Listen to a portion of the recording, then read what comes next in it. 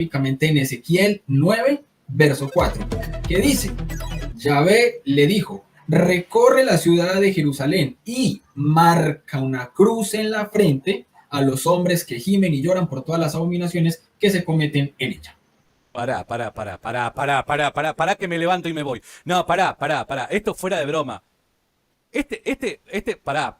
Esto está planificado por el Vaticano, muchachos. Yo tengo que ser honesto. En mi vida había leído ese pasaje en la Biblia y leí el libro de Ezequiel. San Pablo, que aquí es donde muchos hermanos separados dicen, esos católicos que sufren sin sentido, Jesús ya sufrió por todos nosotros, ya no es necesario sufrir ni nada de eso.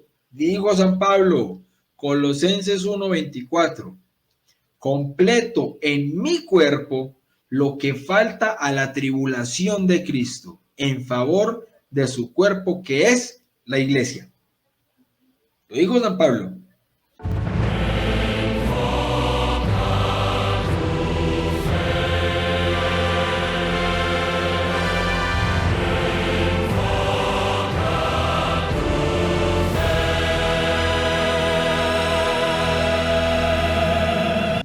Vamos a meternos de lleno en este tema, Will. A ver, para los que no lo conocen, William Toro, y ustedes se preguntarán lo mismo que me pregunté yo la vez que tuve la posibilidad de interactuar con él. ¿Qué acaso sos el sobrino del padre Luis Toro? Y es la típica pregunta que todo el mundo le hace, ¿no? No tenés nada que ver con el padre Toro, ¿verdad? No, mi hermano, aunque algunas veces de chiste yo digo el tío Toro, pero no. En Venezuela, aquí en Colombia. Eso garpa. Vos tener esa chapa te abre puertas.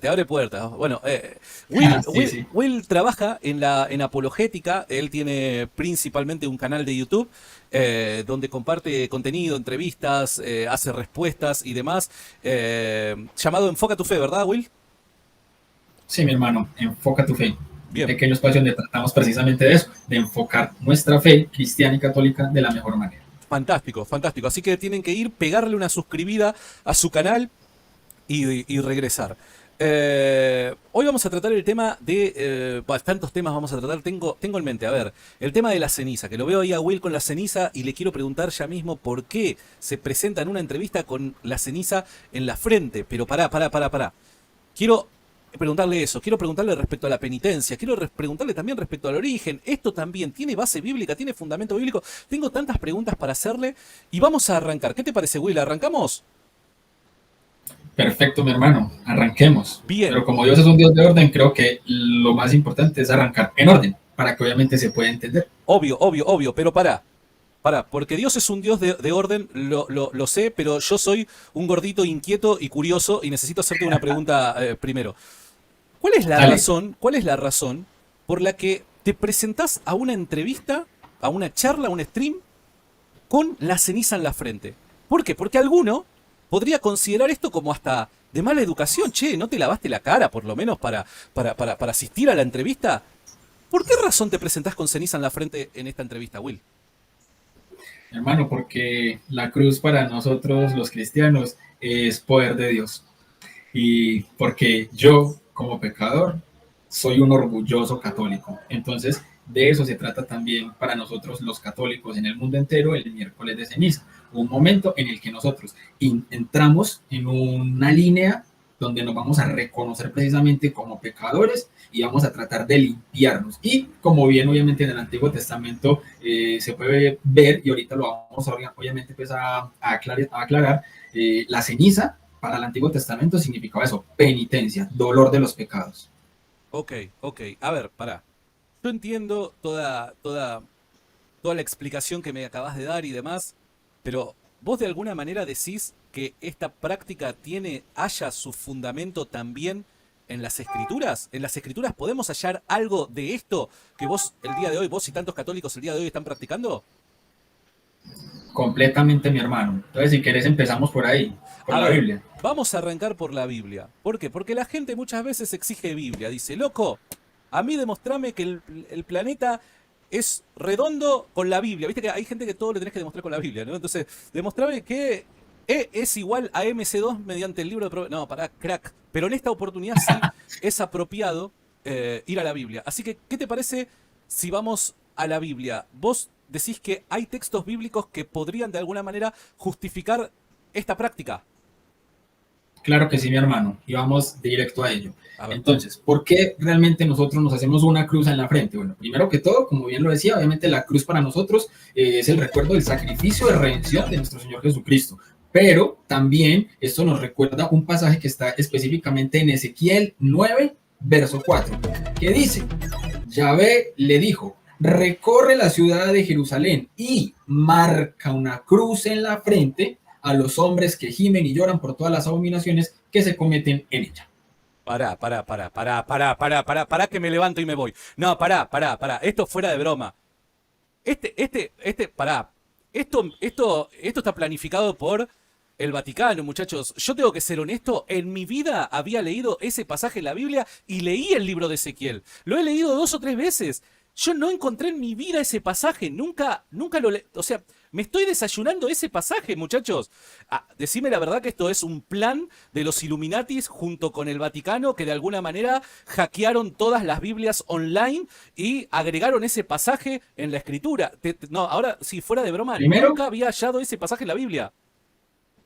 Primero, no es el único pasaje. Y segundo, hay algo más claro todavía. Y es que hay algunas Biblias que no traducen esto como marca una cruz, sino que marca con una señal en la frente. Pero, ¿cuál es el tema con esa señal? Eso se refiere específicamente a la Tau, que es la última letra del alfabeto hebreo. Y, oh, casualidad, la última letra del alfabeto hebreo tiene forma de cruz. Entonces, ni porque lo pongan como señal, es marcar la frente con una cruz. Ok, acá estamos leyendo el pasaje en una Biblia Reina Valera 1960, y es cierto lo que acaba de decir nuestro buen amigo Will. Dice, y le dijo Jehová, pasa por en medio de la ciudad, por en medio de Jerusalén, y ponles una señal en la frente a los hombres que gimen y que claman a causa de todas las abominaciones que se hacen en medio de ella. Entonces, el problema acá, en esta versión de la Biblia, corregime Will si es que te entendí, y si te estoy malinterpretando, también corregímelo, la palabra señal es el problema en la traducción. ¿Esta palabra no sería la adecuada para traducirse al español? Se puede traducir de cualquiera de las dos maneras, pero los cristianos y los judíos, precisamente antiguos, sabían que esa señal hacía referencia era la Tau, que es la última letra del alfabeto hebreo y tiene forma de cruz. Entonces, por eso nosotros como católicos en las traducciones que tenemos, directamente le ponemos cruz y no señal. Se puede ser cualquiera de las dos, pero hay que entender a qué se refiere esa señal. Ok, entonces, la traducción está bien, señal, pero tenemos que tener en cuenta que cuando se habla de la señal, se está hablando de la señal de la cruz. ¿Eso es lo que me querés decir? Exactamente. Ok. Esa misma señal, ojo que esa misma señal la vemos también al final de la Biblia, en Apocalipsis. La misma señal, ya te digo. ¿Cómo la misma señal? Apocalipsis 7:3. Para. Dice, no causes daño. Para. Separan todas las rotativas. ¿Por qué? Porque mientras nuestro buen amigo Will, que acabamos de perder señal, ¿qué le pasó a Will? Will, ¿estás por ahí? Ahí está. De repente te me fuiste y te me volviste a ir. No sé qué le pasa a tu cámara. Bueno, mientras ahí resuelve el problemita de la cámara nuestro buen amigo Will, porque les voy a mostrar algo que acabo de encontrar. A ver. Como ustedes saben, yo suelo usar algunas veces la Eastword. ¿Está bien? Es un software de Biblias, de traducciones bíblicas, que en cierto sentido me resulta útil. No es el software, pero hay veces que me resulta útil. Y el día de hoy no es la excepción. De hecho, cuando voy a la interlineal utilizando los números, los números strong para ver a ver las palabras que se utilizaron originalmente en el texto que vamos a hacer referencia, nos encontramos con que en Ezequiel capítulo 9, verso 4, que es el que nos estuvo señalando nuestro buen amigo Will, nos encontramos con la palabra que tiene el número strong H8420, y es la palabra Tau. Entonces, el argumento que está presentando Will coincide con el texto original. Así que la señal ahí es una referencia a la letra Tau. Lo quería mostrar a esto para que no quede así como que me lo confirmó, Miami me lo confirmó, ¿se entiende? Porque hay gente que muchas veces piensa de que, bueno, nada, de que nos vamos a manejar de esa manera. Bien, perdón por la interrupción, quería mostrar esto para que la gente vea de que realmente estaba ahí. Excelente, mi hermano, así es. Bien, ahora sí, continuemos. Me decías que además esta señal se encuentra en el Además, libro de también Apocalipsis. está, sí, está en Apocalipsis 7:3, donde dice, no causéis daño ni a la tierra, ni al mar, ni a los árboles, hasta que marquemos con el sello la frente de los siervos de nuestro Señor. Pero pará, ahí no me dice nada de cruz. No, obviamente, no estamos nuevamente haciendo referencia al sello, a la señal. La señal nuevamente aquí es el sello. Sí, señor. Bien, estamos leyendo el pasaje. No hagáis daño a la tierra, ni al mar, ni a los árboles, hasta que hayamos sellado en sus frentes a los siervos de nuestro Dios. Bien, a ver, tiene sentido. ¿Por qué tiene sentido? Porque la pregunta que deberíamos hacernos es, ¿qué, qué, ¿cuál es ese sello? ¿Qué dibujo tiene ese sello? ¿Cuál es esa marca? Y evidentemente la cruz es la marca del cristianismo, ¿no? Entonces, sentido, la verdad es que tiene lo que estás diciendo, Will. Claro que sí, mi hermano. Es que precisamente este tipo de temas yo los conozco es porque cuando yo estuve en mi etapa de anticristiano eran el tipo de cosas que yo más le criticaba a los cristianos y a los católicos específicamente, a los que yo les llamaba el club de fans de Dios. Entonces, precisamente yo les criticaba todo este tipo de cosas, me burlaba obviamente cuando salían todos a la calle con la crucecita en la frente, hoy lo hago orgulloso. El tema es que sí hay un gran problema con el católico que hace parte de la masa católica mal formada en su fe. ¿Por qué? Porque muchos obviamente van a la parroquia a colocarse la crucecita y es prácticamente una de las únicas veces en todo el año que se aparecen al templo a ponerse la señal de la cruz. Entonces muchos ni siquiera saben por qué lo hacen, pero lo hacen precisamente por eso, por la tradición, porque mi abuelita lo hacía, porque mi mamá lo hacía, porque me lo transmitieron, pero no entienden realmente el trasfondo y todo lo que conlleva esto y como inicio de la cuaresma. Entonces ahí es donde hay un gran problema y por eso sé que muchos hermanos separados y protestantes critican este tipo de prácticas porque con el católico que se han encontrado y lo cuestionan referente a esto, no da razones precisamente del por qué utilizan este tipo de cosas. Ahí, nota mental para los que están del otro lado, ahí se muestra cómo la tradición y toda práctica en la vida religiosa debe necesariamente incluir el corazón. O sea, no podemos simplemente hacer cosas porque sí y ya pensando de que porque hacemos ciertas cosas porque sí, ya si no involucra nuestro corazón, bueno, es válido. No, para nada. Uno tiene que involucrar su corazón, ¿no? Entonces, eso también vale la pena señalarlo porque si no la gente cree de que, bueno, nada, el favor de Dios se halla simplemente en reproducir ciertas prácticas, pero si la práctica la reproduzco sin involucrar mi corazón, y muchachos, las cosas así no funcionan, ¿no? Exactamente. Ahora bien, dado que mostramos que esta práctica obviamente sí es bíblica, o sea, el hecho de la cruz en la frente, me parece que sería bueno entrar a definir entonces, pero bueno, ¿qué es el miércoles de ceniza? Porque obviamente en la Biblia no vamos a encontrar miércoles de ceniza. Miércoles de ceniza decís vos de que entonces no lo vamos a encontrar en la Biblia. No nos va a decir un ángel el miércoles de ceniza. Exactamente, eso no lo vamos a encontrar, pero cuando entendemos el concepto y de qué manera lo entiende la Iglesia Católica, cómo fue instituido, desde cuándo y por qué, y lo importante, lo más importante de esto, que está estrechamente ligado con la Pascua de Resurrección. Opa. Bien, buenísimo. A ver, para todos los que se están uniendo recién al stream, este es un pasaje clave que hay que tenerlo ahí anotado. Lo tenemos que tener en mente. Ezequiel, capítulo 9, verso 4 en adelante. Esto era algo que ya Will ya señaló al principio, pero lo aclaro para aquellos que se van sumando.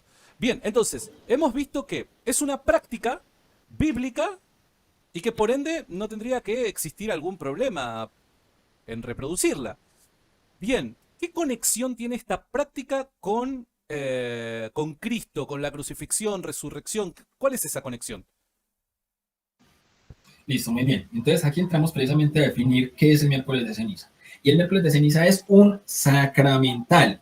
Y entonces yo sé que ahí está Santiago en la mente, ¿qué es un sacramental? Porque claro, muchos obviamente podrán entender y comprender la definición de sacramento, pero no es lo mismo. Entonces, ¿qué es un sacramental? ¿Cierto? Sí. Entonces, un sacramental es un signo visible que nos prepara en la fe. Okay. Y esto, obviamente, lo podemos sustentar con el Catecismo de la Iglesia Católica, los numerales 1667 y el 1670. Se pueden leer inclusive, pues obviamente los que quieran y sean más gomosos, hasta el 1679. Pero ¿qué es lo que nos dice obviamente el catecismo? Que estos son signos sagrados, ojo, son sagrados, o sea, el hecho de que no sean como un sacramento y que sean algo pues, menor no quiere decir que le reste importancia. Entonces, son signos sagrados y nos disponen a recibir el efecto principal de los sacramentos. En el caso, por ejemplo, de la ceniza, sería el tema de la reconciliación, es decir, la confesión. ¿Ya? Entonces, dice, por ejemplo, el 1670, que los sacramentales, ojo, no confieren la gracia del Espíritu Santo a la manera, pues, de los sacramentos, pero por la oración de la iglesia preparan a recibirla, es decir, la gracia, y disponen a nosotros, a nuestra alma, a cooperar con ella. Entonces, cuando nosotros vamos y participamos del miércoles de ceniza, como inicio de la cuaresma, lo que nosotros estamos diciendo con este signo visible es que estamos en disposición de empezar a vivir un tiempo que es de penitencia, que es de ayuno, que es de oración y que es obviamente de reparación de nuestros pecados. A ver, para, hasta ahí te voy entendiendo. Esta última parte me gustó mucho porque, si no me equivoco, podemos conectarla con el pasaje que vos nos señalabas de Ezequiel 9.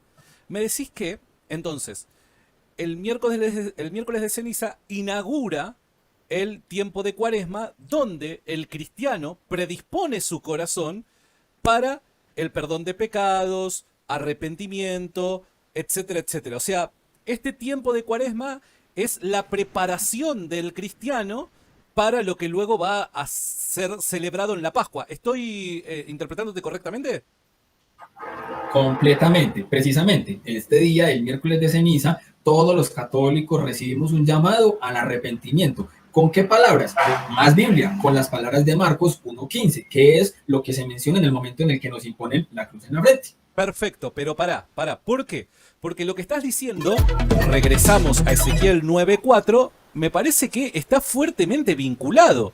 Leemos nuevamente el pasaje y dice, y le dijo Jehová, pasa por en medio de la ciudad, por en medio de Jerusalén, y ponles una señal en la frente a los hombres que gimen y que claman a causa de todas las abominaciones que se hacen en medio de ella.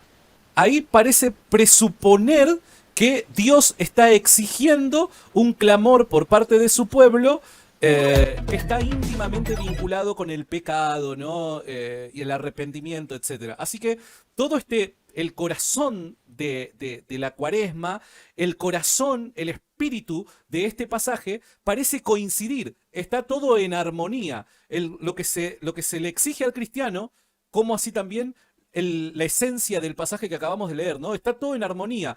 La señal y el corazón arrepentido clamando a Dios, ¿verdad?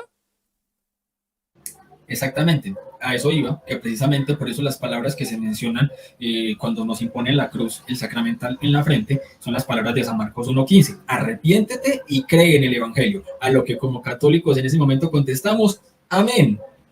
¿Por qué? Porque es que estamos diciendo, sí, me arrepiento de mis pecados, creo en el Evangelio, es decir, creo en Cristo, creo en esta buena noticia de la salvación que me ha traído el Señor, pero yo debo cooperar con ello. ¿En qué sentido? Ahí es donde viene entonces el tema de la cuaresma y el por qué tenemos todo este tipo de prácticas.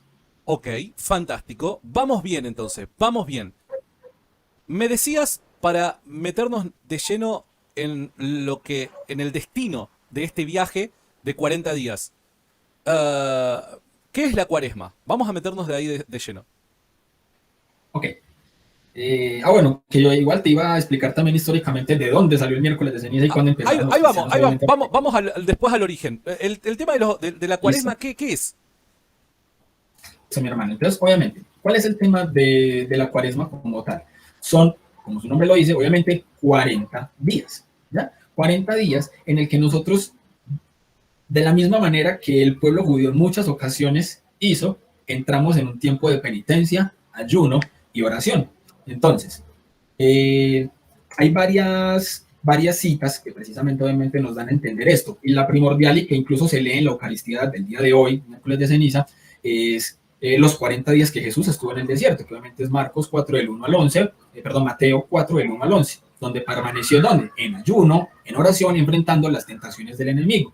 Entonces nosotros como católicos, imitando a nuestro Señor Jesucristo, tomamos este tiempo ¿Para qué? Para la abstinencia, para la oración, para la penitencia, para que Dios nos dé la fuerza a nosotros para enfrentar las tentaciones del pecado, porque nosotros solos no podemos, necesitamos la asistencia de Dios. Entonces, además de esto, el número 40 en la Biblia representa un tiempo de purificación. ¿Cómo qué? Como el caso del diluvio en Génesis 7:17, que llovió por 40 días como signo de la purificación del pecado en la tierra.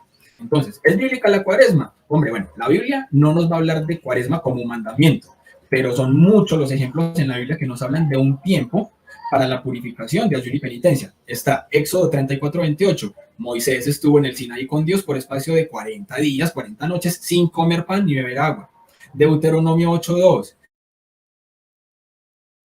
Se le dice al pueblo, acuérdate del camino por donde te ha traído Dios estos 40 años en el desierto, para humillarte, para ponerte, ojo con esto, para ponerte a prueba, para saber lo que estaba en tu corazón. También está Primera de Reyes 19:8. Se levantó pues y comió y bebió y caminó con las fuerzas de aquella comida, es decir, que solo con esa comida, ¿cuánto? 40 días y 40 noches hasta el Horeb, el monte de Dios. Y una de las que a mí me parece más fantástica y que me parece que retratan aquí lo que es la cuaresma es Jonás 3 del 4 en adelante. Bien. Porque dice así: Jonás comenzó a recorrer la ciudad camino de un día y proclamaba diciendo, dentro de 40 días Nínive será arrasada. Y los hombres de Nínive, ¿qué hicieron? Creyeron a Dios y proclamaron ayuno, se vistieron de cilicio y desde el mayor hasta el menor de ellos. Y llegó la noticia hasta el rey de Nínive y se levantó de su silla, se despojó de su vestido, se cubrió de cilicio y se sentó sobre ceniza e hizo proclamar y anunciar en Nínive por mandato del rey y esos grandes diciendo, hombres y animales, bueyes y ovejas, no gusten cosa alguna, no se les dé alimento, ni beban agua, sino cúbranse de cilicio, hombres y animales, y clamen a Dios fuertemente. Conviértase cada uno de su mal camino, de la rapiña que hay en sus manos. Quién sabe si se volverá y se arrepentirá Dios y se apartará el ardor de su ira y no pereceremos. Hombre, es que aquí está. Eso es la cuaresma para nosotros como católicos. Ese tiempo que vivió Nínive, nosotros como católicos también lo queremos vivir, porque como dijo el mismo Jesucristo, nadie sabe el día ni la hora. Y si tenemos este espacio de 40 días para volver a Dios, para arrepentirnos, para pedir perdón por nuestros pecados, y en ese orden de ideas, si podemos también entonces estar en el ayuno, la oración, la penitencia, bendito sea Dios. Bien, buenísimo. Ahora, una explicación fabulosa nos acaba de dar Will acá, pero aquí abre también otras puertas y otras inquietudes. ¿Cómo es eso de la penitencia, el sacrificio? Eso a muchos les hace ruido. Pero no me lo respondas ahora. Gente, tenemos casi 350 personas en el vivo y solo 130 likes. No sé, ¿tienen tendinitis? ¿Qué es lo que les pasa? Que no ponen ese like pulgar arriba, muchachos, por favor. No se van a quedar sin huella digital si apretan el botoncito del pulgar hacia arriba. Denle un like y suscríbanse a este humilde espacio para que podamos llegar a más gente. Es una pequeña ayuda, una contribución que pueden hacer a este gordito de Rincón Apologético. Will, antes de hablar del tema del sacrificio, la penitencia y demás, que mucho ruido causa en los oídos de muchos hermanos evangélicos porque, presuponiendo, ¿no? La sola gracia, la sola fide y demás, el concepto propio de sacrificio o penitencia ya es algo que dicen no, esto no es bíblico y cosas por el estilo. Antes de meternos en ese punto, nos decías que podías remontarte, llevarnos en un viaje histórico hacia los tiempos más antiguos y la celebración de esta fecha en el pasado. ¿Qué nos podés decir respecto a esto? Claro, precisamente mi hermano, aquí es donde viene el punto donde vamos a entender por qué esto está estrechamente ligado al tema de la Pascua, de la resurrección de nuestro Señor Jesucristo. Entonces, ¿qué es lo que ocurre? La celebración de la Pascua del Señor constituye sin duda la fiesta primordial del año litúrgico, eso no cabe duda. O sea, la fiesta de la resurrección es la primordial para todos nosotros. Entonces, de aquí, entendemos que en el siglo II, cuando la iglesia comenzó a celebrar anualmente el misterio pascual de Cristo, se dio cuenta que había una necesidad de que para poder llegar a esta celebración, a este culmen, había que tener una preparación adecuada por medio de oración y de ayuno. Entonces, pero el tema es que ahí había un problema, era que unos ayunaban viernes y sábado previos a la Pascua de Resurrección. ¿Dónde podemos ver esto? Hay un documento muy bueno del siglo III que se llama la Traditio Apostólica. escrito en Roma probablemente por San Hipólito en el más o menos 235. Entonces allí también vemos que hay unos que ayunaban viernes, sábado y que habían otros, por ejemplo en la iglesia de Alejandría, que el ayuno era de una semana completa previo al domingo de resurrección. Entonces, la iglesia estuvo pues como en varias discusiones al respecto de cómo debía ser adecuadamente esa preparación previa, ¿ya? Entonces, hasta el siglo IV fue donde se pudo fijar por fin la duración de la cuaresma en 40 días. Fue en el siglo IV donde la iglesia hizo esto, o sea, dado que unos lo hacían así, otros así, entonces, claro, vean señores, iglesia de todo el mundo, la cuaresma va a ser así, 40 días de oración, de ayuno y de penitencia. Entonces, el periodo cuaresmal de 6 semanas de duración nació probablemente vinculado a la práctica penitencial bíblica de Jesús en el desierto y otros ejemplos que obviamente eran los que estábamos viendo ahorita de la penitencia en el Antiguo Testamento, vinculado al tema de los 40 días, ¿cierto? Entonces, ¿pero por qué un miércoles? O sea, ¿qué tiene que ver entonces el día miércoles? Claro, lo que pasa es que en el siglo IV, cuando se fijó este tiempo de 40 días, y que comenzaba obviamente 6 semanas antes de la Pascua, comenzaba en un domingo, ¿ya? Se llamaba el domingo de la cuadragésima. Entonces, en los siglos 6 y 7, como ya había cobrado gran importancia el tema del ayuno, entonces ahí surgió un inconveniente, que históricamente nunca se había ayunado, ni se ayuna, el día domingo. ¿Por qué? Porque es el día de fiesta, es el día del Señor. Entonces, por eso se movió el comienzo de la cuaresma al miércoles previo al domingo de ese tiempo litúrgico como medio, como para compensar los domingos y días en los que se rompía el ayuno. Entonces, ese miércoles y con la imposición de la ceniza fue lo que se extendió a toda la comunidad cristiana y ahí empezó el miércoles de ceniza. Mira vos, qué linda historia, interesante historia. Quiero, ya que señalás un pequeño detalle, ¿no? Respecto al domingo de resurrección, quiero señalar algo. Lamentablemente en el mundo evangélico, a medida que el tiempo va pasando, la esencia de lo que es la fe cristiana se va perdiendo. Y como esto va ocurriendo de forma, ¿cómo decirlo? De una forma que solo aquellos que estén atentos van a poder identificarlo, a la mayor parte de la gente les pasa desapercibido. ¿Por qué decís esto, Santi? Porque si hay un problema que yo he tenido con algunas iglesias evangélicas los últimos años en que he sido evangélico, fue que, como no tenían reunión los domingos, ni siquiera los domingos de Pascua se reunían, dado que el domingo lo disponen para la familia. Y esto es un gran problema, esto es un gran error, porque empiezan a sustituir de forma, a través de un criterio muy personal y arbitrario, empiezan a sustituir aquellos días que son realmente importantes en el calendario de Dios, vamos a decirlo de esta manera. ¿Por qué en el calendario de Dios? Porque, muchachos, el domingo de resurrección es, y me corregirán si es que estoy equivocado, es el día más importante del año para el cristiano. Estamos hablando de la resurrección de Cristo. No podemos, por comodidad, por costumbre, ir en contra de esta tradición, en absoluto. Y esto también pasa en la Navidad muchas veces, que muchos cristianos prefieren reunirse quizás, en vez de un 24, un 25, reunirse un 23, para que el 24 y 25 estén libres y así poder reunirse en familia y no tener ningún tipo de obstáculo. Muchachos, si las celebraciones litúrgicas, si los días que tienen importancia para nuestra fe, los vamos a poner en un segundo orden y van a terminar siendo un obstáculo para nosotros poder pasarla bien con nuestra familia, no entendimos absolutamente nada de la fe. Entonces, cuidado con estas cosas, porque hay veces que, según un criterio muy personal y arbitrario, dejamos de darle importancia a aquello que realmente tiene importancia también para la fe, ¿no? Y bueno, nada, no quiero simplemente limitarme a discutir estas cosas, pero todas estas celebraciones son importantes. Y reitero, ojo, hay cosas que yo voy descubriendo, voy amaneciendo, voy conociendo y demás, pero qué importante que es poder hacer trabajar para poder conocerlas, ¿no? Así que estamos en este humilde espacio invitando a Will para poder justamente conocer todas estas cosas que son históricas, que hacen parte de nuestra identidad como cristianos, dado que la tradición provee o proporciona la identidad de una determinada comunidad. Cuando se abandona la tradición, la identidad empieza a perderse. Y eso es lo que le está pasando hoy a muchas comunidades cristianas, que al rechazar la tradición pierden su identidad como cristianos. Perdón, ahí por ese pequeño bocadillo, pero lo tenía que decir. Entonces, bien, ya tenemos todo un marco histórico que nos has presentado. Si a vos te parece, me gustaría que tratemos este tema, el de los sacrificios, las penitencias. ¿Por qué? Porque, Will, a ver, Cristo ya hizo todo el Claro que sacrificio sí. por mí. Cristo ya fue el que obró, el que se sacrificó, etcétera, etcétera.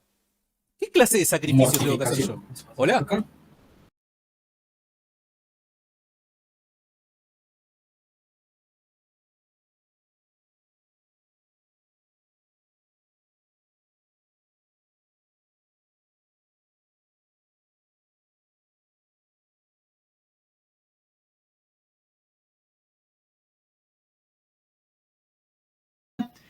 Sentido del sufrimiento y el problema del mal. Lo que se dice es, y que yo creo que en algún momento lo hemos llegado a hacer alguno de nosotros, y es que exigimos que solamente los malos deberían de sufrir, ¿cierto? Y en este orden de ideas se preguntan entonces ante un acontecimiento doloroso, ¿por qué a mí? ¿Por qué a nosotros que somos tan buenos? Claro, parece lógico, no. Los malos hacen cosas malas y lo deben pagar. Los buenos hacemos cosas buenas y se nos debe premiar. Esto en el fondo es cierto, ¿sí o no? Esto en el fondo es cierto, pero ¿quiénes son los malos y quiénes son los buenos?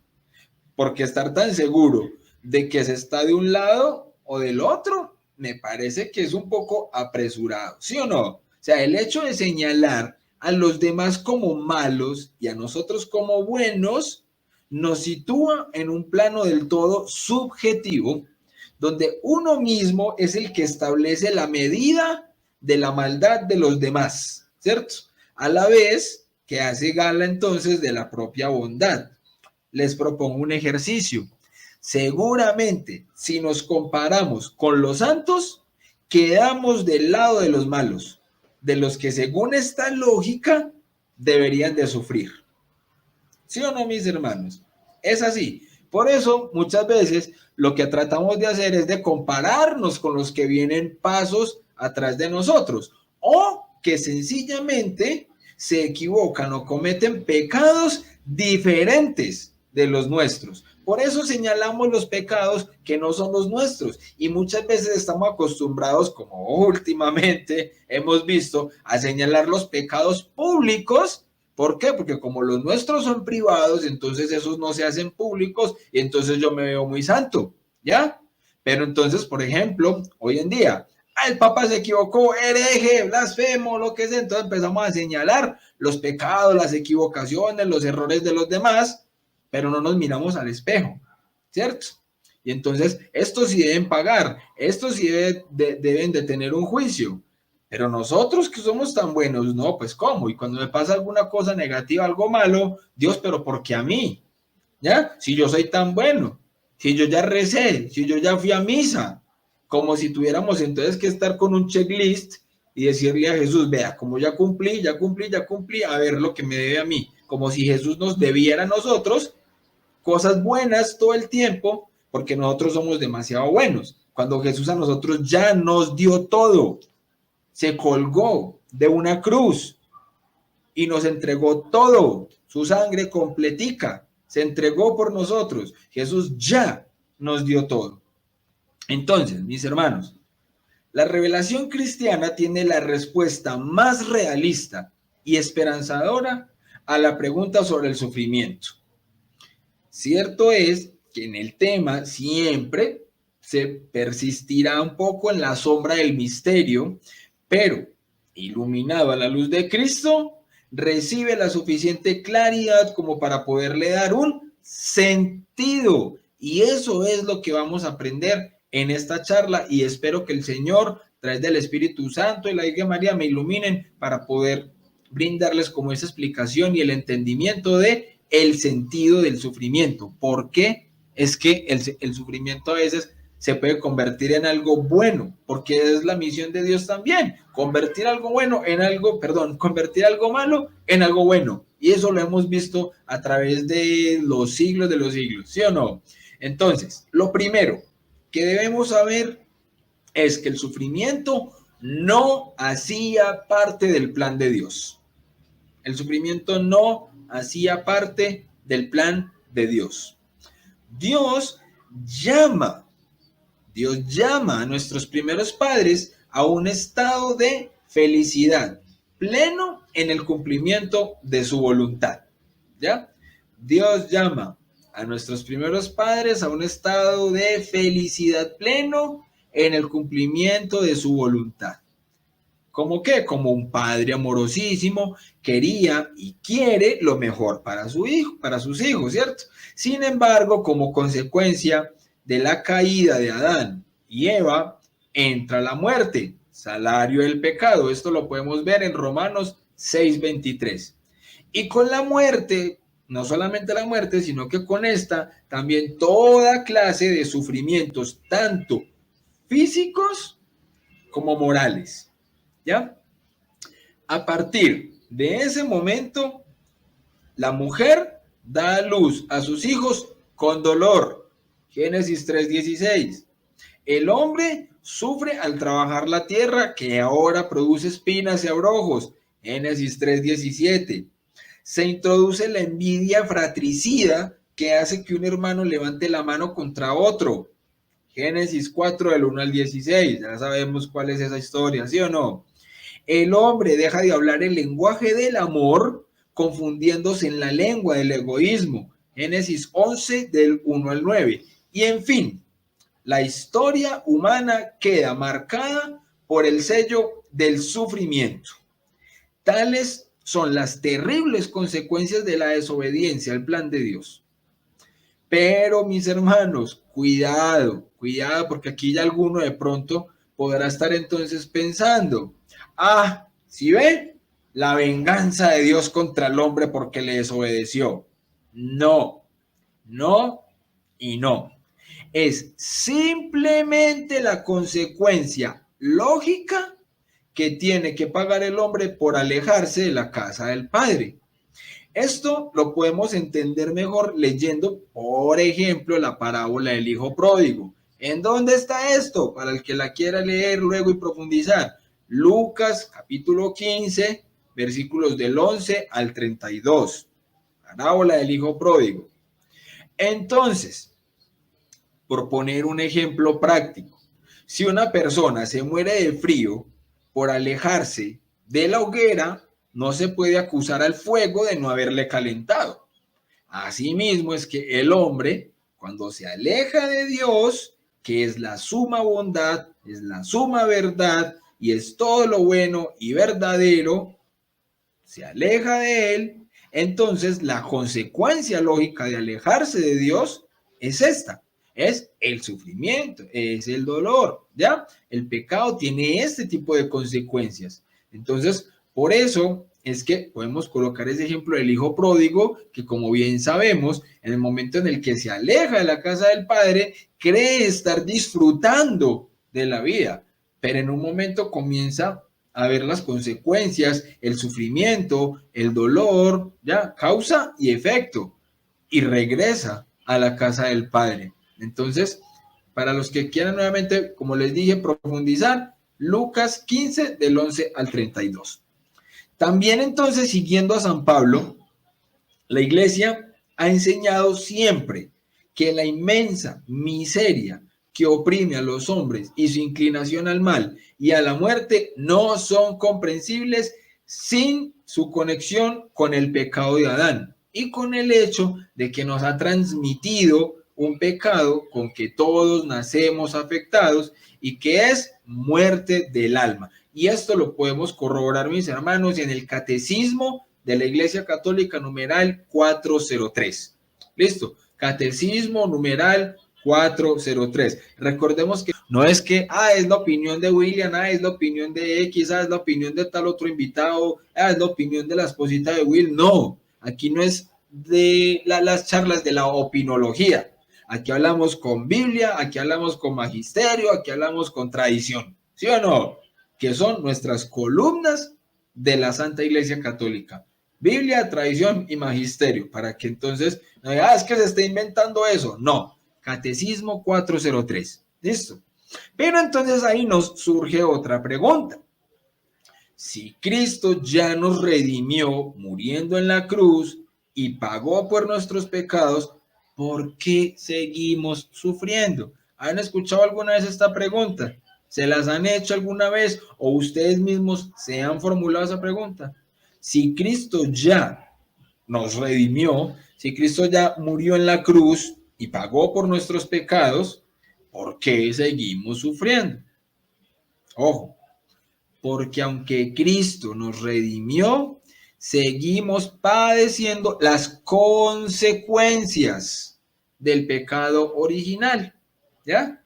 El bautismo, dando a la vía de la gracia de Cristo, borra el pecado original y devuelve al hombre a Dios, pero las consecuencias para la naturaleza debilitada e inclinada al mal persisten en el hombre y lo llaman al combate espiritual. Tampoco me lo inventé, eso está en el Catecismo numeral 405. ¿Listo, mis hermanos? Entonces, es como que, a ver, un ejemplo también práctico de esto. Digamos que usted jugando, trabajando, haciendo cualquier actividad, se cayó y se quebró una mano, ¿ya? Se quebró una mano. ¿Qué le toca hacer? Le toca ir al médico, ¿cierto? Allá en el médico, ¿qué pasa? Allá en el médico usted, dependiendo pues de la fractura que tenga, le harán su intervención y le colocarán el yeso, el cabestrillo y todo esto, ¿sí o no? ¿Será que en ese momento entonces ya usted quedó como nuevecito, como nuevecita y ya puede salir normalito? No, precisamente le ponen eso porque usted debe hacer un proceso de recuperación. Y cuando le quitan el cabestrillo, le quitan el yeso, es otro proceso hasta que usted pueda volver incluso a estirar bien la mano. Y ese proceso es doloroso, ¿ya? Entonces, el proceso de la redención obviamente también va a ser doloroso. Si en nuestra vida física podemos experimentar que mientras nos sanamos de algo, experimentamos ese dolor, pero sabemos que, bueno, por lo menos gracias a Dios, entonces me estoy ya sanando, ¿cierto? Usted se cae y se raspa, se echa pomada, y entonces usted sabe que esa pomadita le puede estar entonces calmando un momento, usted toma una pastilla, lo que sea, le calma el dolor un momento, pero ahí está la consecuencia, ¿cierto? Sigue el raspón y tiene que ir sanando, tiene que ir sanando. Entonces, si en la vida física experimentamos este tipo de causa-efecto, con mayor razón también va a ser así en nuestra vida espiritual. Y esto, el pecado, nos trae a nosotros consecuencias. Y esta consecuencia, incluso el pecado original, es lo que nos ha traído como consecuencia el sufrimiento y el mal. ¿Listo? Entonces, vemos que muchos de nuestros sufrimientos son también consecuencia de nuestros pecados actuales.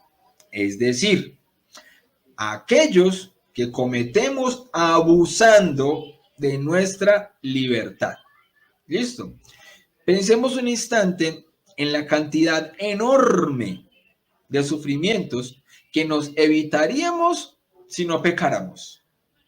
A ver, ¿cuántas enfermedades físicas que son producto de los vicios simplemente no existirían? ¿Cuántos sufrimientos se evitarían los esposos si fueran siempre fieles? ¿Cuántas quiebras económicas no sucederían si fuésemos más austeros y menos avaros? ¿Cuántas peleas y riñas nos ahorraríamos si no fuésemos soberbios? ¿Cuánta paz habría en nuestra alma si estuviese siempre en gracia de Dios? Etcétera, etcétera, etcétera. Por eso se puede afirmar con toda certeza que una persona que inicia un verdadero proceso de conversión se evita muchísimos sufrimientos de esta índole. Pero este es el misterio de la libertad del hombre. A pesar de que se sabe que se hará daño, prefiere todavía hoy tomar el fruto prohibido, creyendo más a la serpiente que al mismo Dios. Nos ha pasado, ¿verdad, mis hermanos? Aún con la claridad anterior, debemos seguir reconociendo que el tema del sufrimiento sigue rodeado de misterio. Siempre queda espacio para la perplejidad. En efecto, vemos personas muy buenas, santas, abnegadas, generosas, que sencillamente no paran de sufrir. Ya veo por ahí a más de uno, pero es que hay muchos que uno ve son santos y entonces que la enfermedad, que la cosa, ¿cierto? Entonces, ¿qué decir ante esto? Mis hermanos, para arrojar una luz sobre este misterio, hay que comprender que todo sufrimiento es producto de un mal, real o aparente, actual, pasado o futuro, etcétera. Y por esto hay que establecer la diferencia entre dos tipos de males que generan dos tipos de sufrimientos distintos. Entonces, el mal físico y el mal moral. Pero antes de ver estos dos tipos de males, pues tenemos que entender lo que en realidad es el mal. Bueno, ¿qué es el mal? Resulta que Santo Tomás de Aquino dio una explicación fantástica para entender lo que es el mal. ¿Y quién mejor para explicar una explicación de Santo Tomás de Aquino que mi gran amigo Dante Urbina? Así que mis hermanos, comparto en este momento pantalla para que en un recorte de una entrevista que yo ya le hice a mi gran amigo Dante, podamos escuchar de voz de él esta explicación tan excelente de lo que en realidad es el mal o cómo lo podemos entender. ¿Listo, mis hermanos? Entonces, ahí va.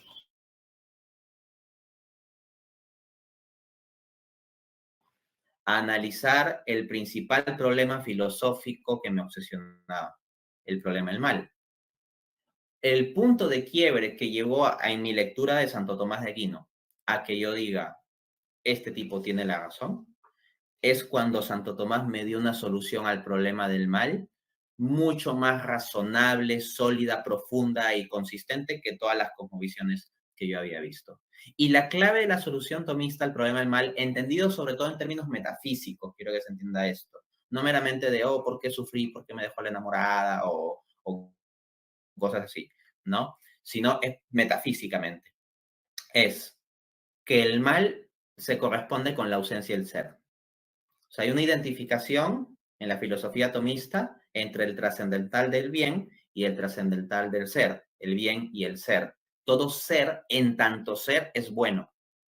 Y luego uno dice, ya, pero en el mundo hay muchas cosas que son malas. Y lo que va a responder el tomismo es, lo que llamamos mal es una privación del ser. El ser en tanto ser es bueno y el mal es una privación de ser. Entonces, esto me pone al bien, no en comparación con el mal, como dos dimensiones al mismo como nivel. Antítesis. Exacto, o sea, como si fuera el yin y el yang, ¿no? No, sino que el bien está en la categoría del ser y el mal es poca cosa, o sea, el mal está en la categoría del no ser.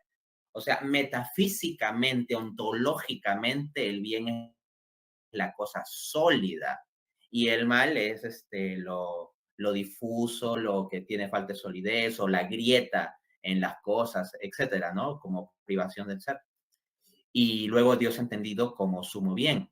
Entonces, Dios, al generar la creación, crea un conjunto de seres que son buenos en tantos seres, pero que tienen su limitación cada uno, pero en cuanto tales son buenos. Y dentro de ese contexto, estando en lo contingente, criatural, limitado, etcétera, pueden surgir privaciones del ser, porque ninguno es ser subsistente, pleno, absoluto, como lo es Dios. Y en el marco de esas privaciones del ser es que se da la posibilidad metafísica del mal. Entonces, el mal es entendido desde el bien, como privación del bien. Yo suelo poner como una analogía. El mal es como un hueco. Tú no puedes tener un hueco si no hay una superficie sobre la cual haya un hueco. No puedes tener un queso con huecos si no es que hay un queso sobre el cual haya huecos, ¿no? O cuando hablamos de la sombra, ¿no? O sea, la sombra es una ausencia de luz dada la proyección de luz sobre algún ángulo en un ente material.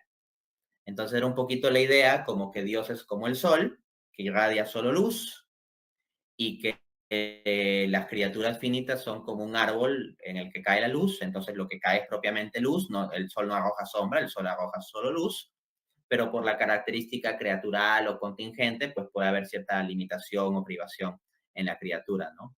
Entonces eso me permitió como tener una visión metafísicamente coherente de la relación entre el bien y el mal, y al encontrar eso en la Suma Teológica, entré a un convencimiento intelectual de que Santo Tomás tiene la razón.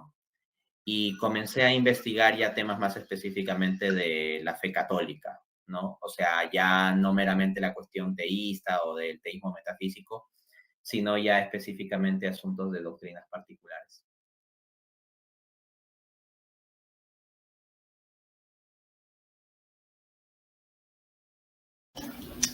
Excelente, ¿cierto? Como siempre, Dante dándole al punto clave. Listo. Entonces, ahora, entendiendo al mal como una privación, como una ausencia, entonces veamos la respuesta definitiva al sufrimiento se encuentra en la cruz. En la cruz de nuestro Señor Jesucristo. A partir de la muerte de Cristo, podemos darle un sentido al dolor. La muerte de Jesús en la cruz no es una respuesta al ¿por qué?, sino al ¿para qué? No es un ¿por qué?, sino un ¿para qué? Así, la muerte de Cristo en la cruz no responde al desgarrado grito de dolor de la madre que pierde a su hijo a temprana edad. Cuando dice, ¿por qué? Que sería lo más lógico. ¿Por qué? Es que desde la cruz el Señor no pretendía responder esa pregunta, sino unirse a ese grito, diciendo él también, ¿por qué me has abandonado? Como dice Mateo 27:46. ¿Por qué me has abandonado? Y de esta manera solidarizarse con el dolor del ser humano, asumiéndolo y dándole un nuevo sentido. La muerte de Jesús en la cruz nos muestra el amor inefable de Dios y la finalidad redentora del dolor, mostrándonos en Cristo el modelo perfecto y acabado al que debemos imitar en todas nuestras tribulaciones. El Hijo de Dios, que a precio de la pasión más cruel y de la muerte más atroz, nos redime del pecado, nos llama a una vida nueva y nos abre las puertas del cielo. Nos enseña que el sufrimiento es un medio de purificación y de elevación moral, un medio para alcanzar y poseer la verdadera felicidad. Cristo, que elevado sobre la tierra en la cruz, atrae a sí mismo toda la humanidad, Juan 12:32, y le conquista para siempre el corazón. Nos hace también comprender todo el profundo significado de las palabras evangélicas que proclaman bienaventurados a los que lloran y son perseguidos. Mateo 5, del 5 al 10, las bienaventuranzas. Entonces, mis hermanos, gracias a la muerte de Jesús en la cruz, tenemos el modelo que nos enseña a sufrir con paciencia. Pero hay todavía un sentido mayor del dolor, pues en Cristo el sufrimiento ofrecido al Padre tiene valor redentor. Tiene valor redentor. Así pues, Cristo no responde directamente ni en abstracto esta pregunta humana sobre el sentido del sufrimiento. El hombre percibe su respuesta salvífica a medida que él mismo se convierte en un partícipe de los sufrimientos de Cristo. La respuesta que llega mediante esta participación es una llamada. ¿Y cómo es la llamada? Sígueme. Ven. Toma parte con tu sufrimiento en esta obra de salvación del mundo, que se realiza a través de mi sufrimiento, por medio de mi cruz. Por eso, ante el enigma del dolor, los cristianos podemos decir un decidido: hágase, Señor, tu voluntad. Repitan conmigo: hágase, Señor, tu voluntad. Y repetir también con Jesús: Padre mío, si es posible que pase de mí este cáliz, pero no se haga mi voluntad, sino la tuya. ¿Cierto? Sin embargo, no se haga como yo quiero, sino como quieres tú, dice el Señor. En este sentido, cuando se ofrece cualquier sufrimiento a Dios, uniéndolo a la cruz de nuestro Señor Jesucristo, este sufrimiento adquiere un valor redentor. Es como si el Padre Celestial viera a su Hijo Jesús sufriendo en nosotros. Y de esta manera podemos decir con San Pablo, ojo, con San Pablo, que aquí es donde muchos hermanos separados dicen: esos católicos que sufren sin sentido, Jesús ya sufrió por todos nosotros, ya no es necesario sufrir ni nada de eso. Dijo San Pablo, Colosenses 1:24, completo en mi cuerpo lo que falta a la tribulación de Cristo en favor de su cuerpo, que es la iglesia. Lo dijo San Pablo. Quien sufre unido a Cristo se configura con Cristo, y de esta forma puede también misteriosamente cooperar en la salvación de las almas. Entonces el sufrimiento tiene unos bienes importantes, no porque sea un bien en sí mismo, pero tiene unos bienes, es decir, consecuencias de ofrecer el sufrimiento. El que sufre sin ofrecerlo está sufriendo en vano. Así es sencillo, el que sufre sin ofrecerlo está sufriendo en vano. Los bienes del sufrimiento: nos ayuda a reparar. ¿Qué nos ayuda a reparar? Nuestros propios pecados y los de nuestros seres queridos, purificando aquí lo que de otra manera tendríamos que purificar con mayor dolor en el purgatorio. ¡Ay! Ahí están los católicos con eso, que el purgatorio, eso no existe, no sé qué. No es el tema en este momento, no estamos haciendo una defensa del purgatorio. Pues si hay algún hermanito separado viendo esta transmisión. Por eso la clase es para católicos que se presupone que ya creemos en el purgatorio, ¿cierto? Entonces, el sufrimiento ofrecido nos ayuda a reparar nuestros propios pecados. Recordemos, mis hermanos, que hay una cosa es la culpa y otra cosa es la pena, ¿sí o no? Entonces, es como el ejemplo del clavo en la pared. Se pone el clavo en la pared, ¿cierto? Y cuando lo saca, es como cuando se le saca a usted el pecado en la confesión, pero en la pared queda el hueco. Entonces hay que resanarlo, ¿cierto? Ahí es donde se repara, la reparación. También el sufrimiento nos ayuda a acercarnos a Dios.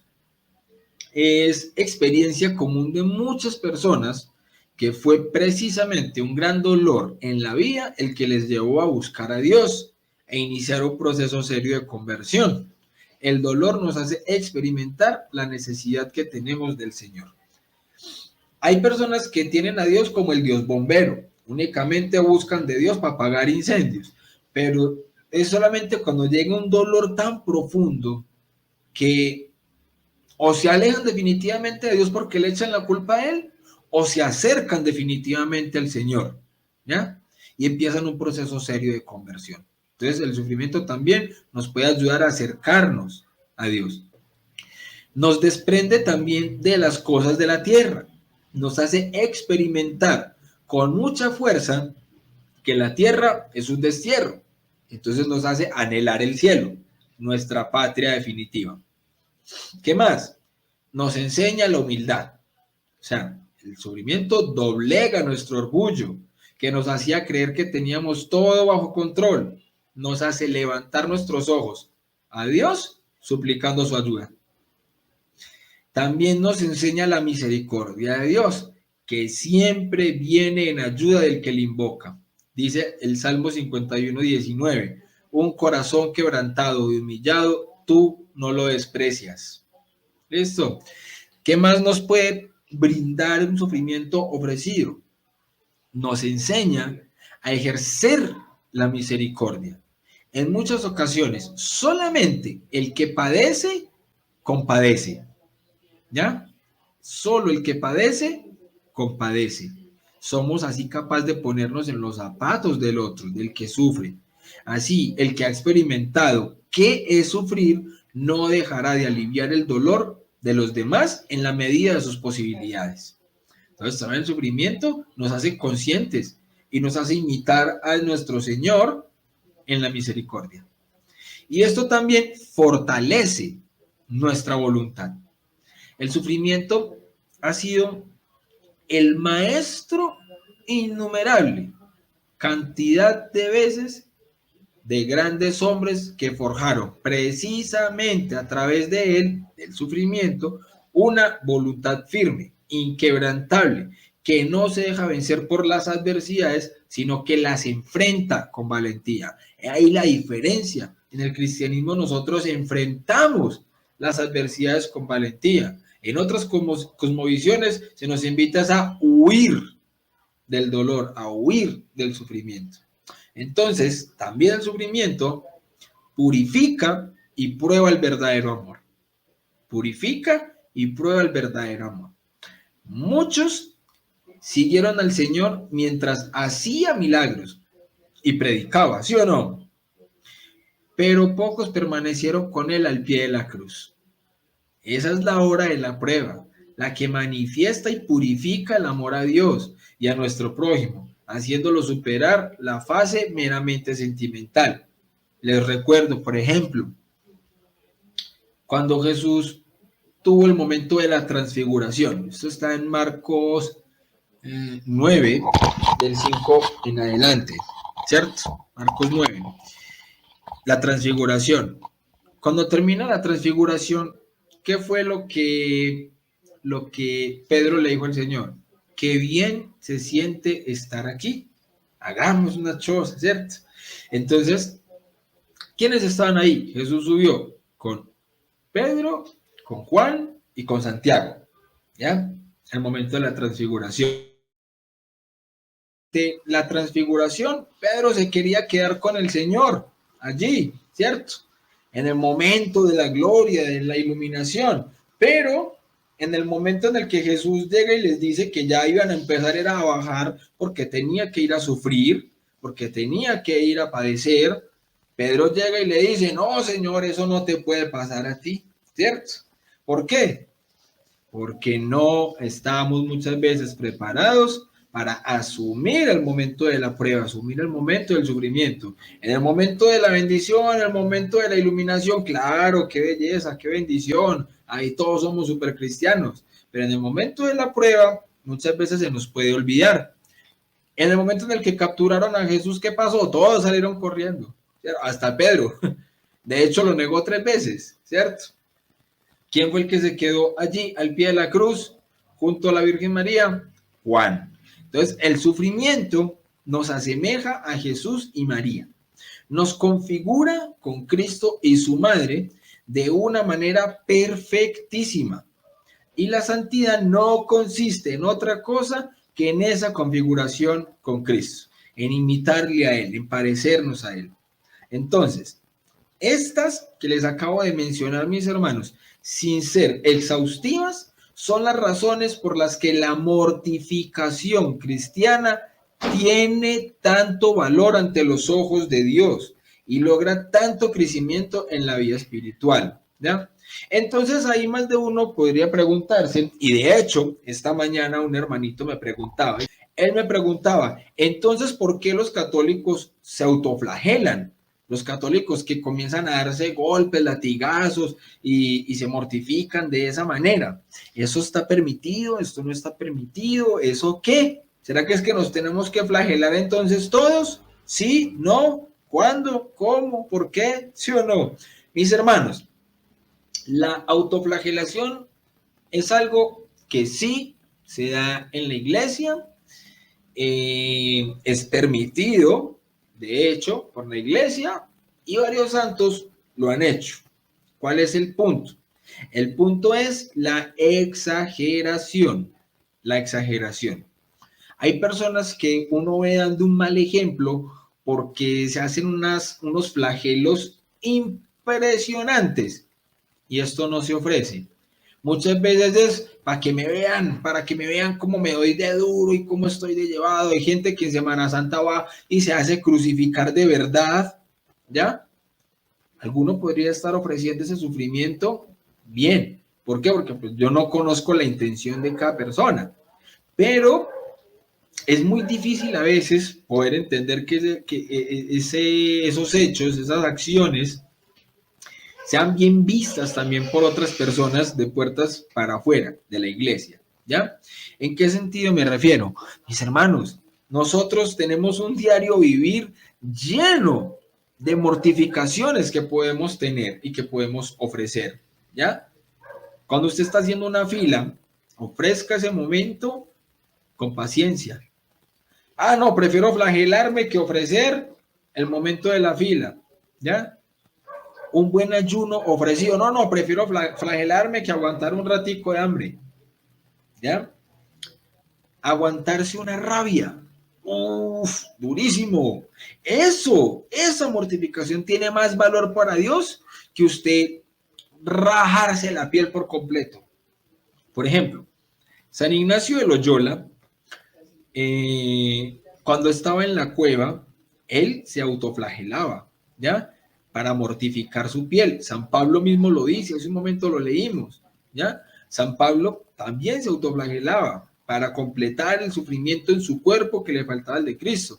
Hombre, pero son santos que en ningún momento entonces uno los ve quejándose, porque entonces, uy, qué pereza dormir aquí en el piso, uy, qué frío, uy, qué hambre, ay, qué pereza, ay, qué rabia, ay, que este me hizo, ay, que el otro no me hizo, que no sé quién habló de mí, qué tal cosa.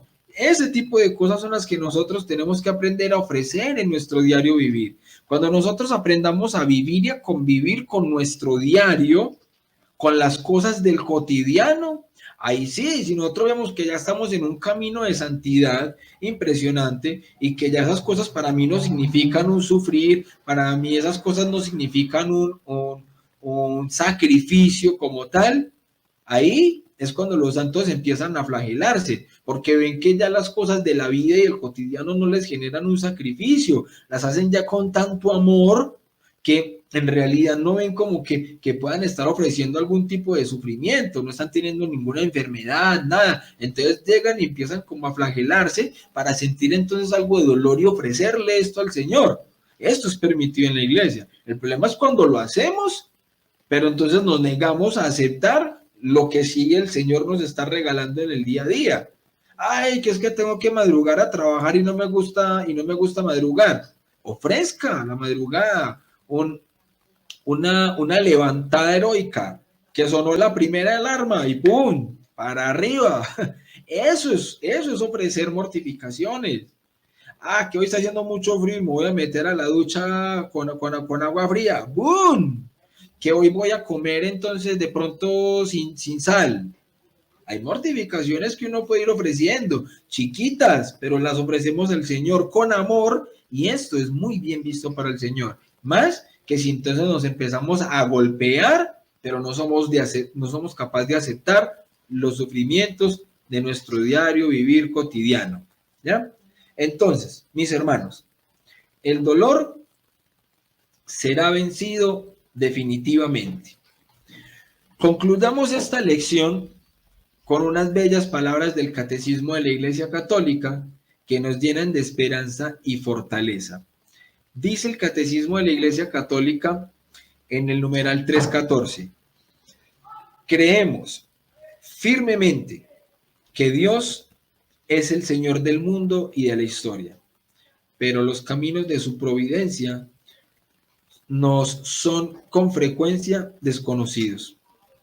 Solo al final, cuando tenga fin nuestro conocimiento parcial, cuando veamos a Dios cara a cara, como dice 1 Corintios 13:12, nos serán plenamente conocidos los caminos por los cuales, incluso a través de los dramas del mal y del pecado, Dios habrá conducido su creación hasta el reposo de ese Shabbat. Génesis 2:2, definitivo, hasta ese Shabbat definitivo, en vista del cual creó el cielo y la tierra. Quien lo quiera leer nuevamente, Catecismo 3:14. ¿Listo? Entonces, práctica. Ojo, muchachos. Hacer una lista. Vamos a hacer una lista. Vamos a coger otra vez papel y lápiz. Y vamos a hacer una lista de los momentos más dolorosos de nuestra vida. Fuerte y difícil. Es muy difícil hacer esto, porque es recordar momentos que han sido dolorosos, tristes para nosotros, bien sea físicos, emocionales, ¿ya? Pero vamos a hacer una lista de los momentos más dolorosos de nuestra vida.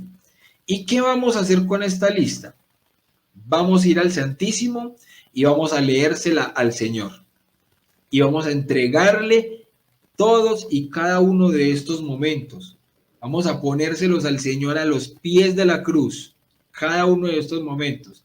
Y vamos a pedirle al Señor la sanación de estos.